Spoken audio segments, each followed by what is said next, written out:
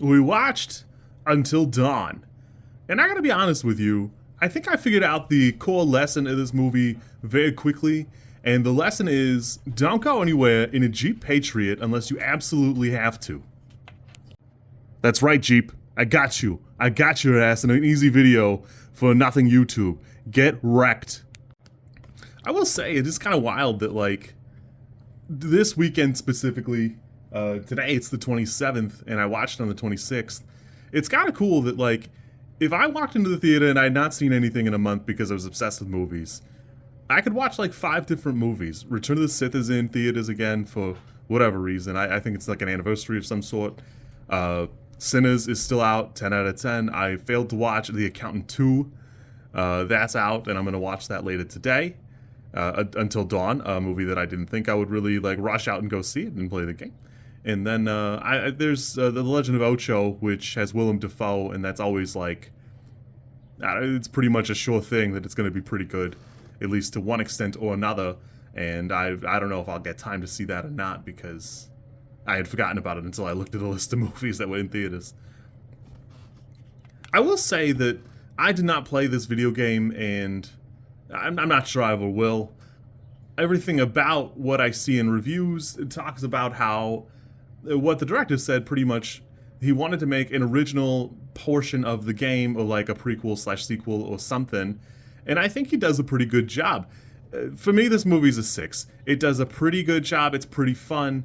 Unfortunately for it, I just watched Happy Death Day like 2 days ago, and I'm working my way up to watching the sequel. And I liked it. I thought this movie was pretty good. It does a good job with its premise. I assume it handles the mechanic correctly. That, you know, it's Groundhog's Day, but not. And it's funny that the movie characters even comment on that. I enjoyed it. It doesn't do a great job putting all the pieces together for me, but honestly, for video game adaptation movie, this is a pretty good flick.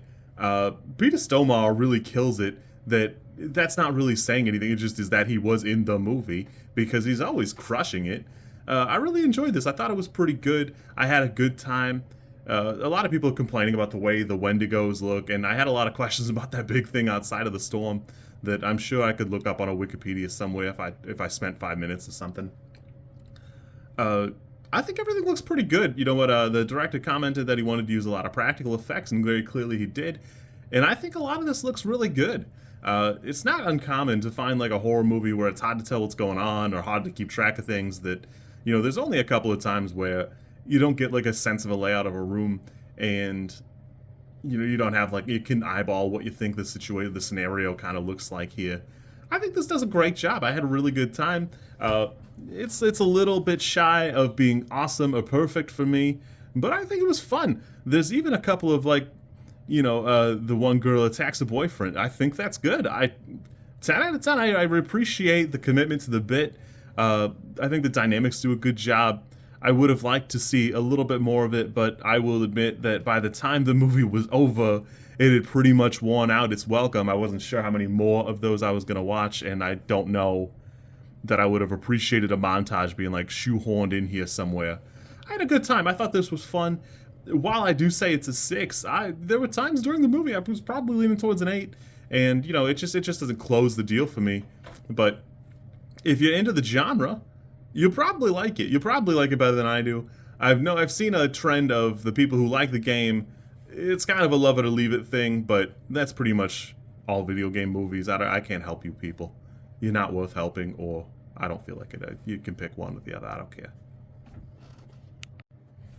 It's probably worth saying that, like, this is a budget version of Cabin in the Woods, a movie I love, and I don't think that's a bad thing. You're welcome to compare the two, but it's not really fair to the director or the cast, or really, I'm sure the budget. I'd have to almost look at the budgets to see, but I love Cabin in the Woods, and it's like a similar thing, but not really.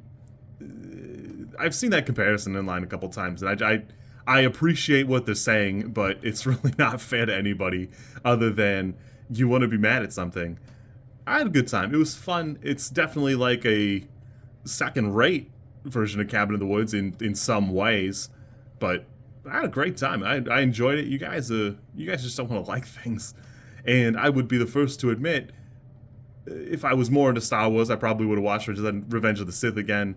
But you know, if you can watch Sinners, go watch Sinners, and you know, and then this. I'm gonna go see The Accountant 2 later, and then yeah.